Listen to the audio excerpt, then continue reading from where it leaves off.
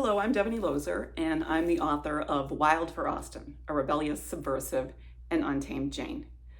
The idea for my book came from really years of living with this author, and by that I mean writing about her, reading her, of course, teaching her in classrooms, and having her and her reputation suffuse my daily life and certainly my professional life and my hobbies and really things that are a saturation point that's kind of crazy. So the idea for the book came from my being surrounded by Jane Austen in all over decades. But it also came from a concern about the ways that we've been talking about her reputation. And I think that there is still this sense that Jane Austen was mild and prim and proper.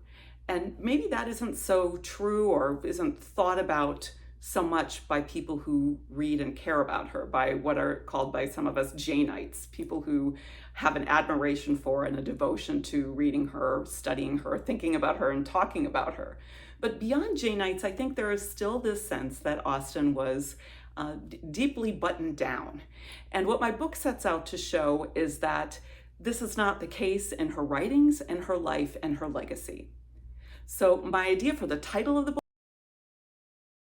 was wanting to communicate a dual sense over Wild for. That is, I wanted to show what is wild in Austen, what is wild in her writings, what is wild in her life, or certainly in the people who are surrounding her that weren't these sort of provincial, small town, uninteresting people we've, I think, grown accustomed to talking about as her social circle and her milieu. Not true.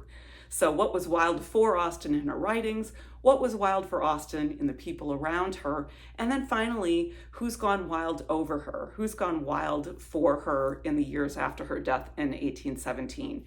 And what does that mean? To recognize that that wildness was always there, and especially to do so now as we celebrate the 250th anniversary of her birth.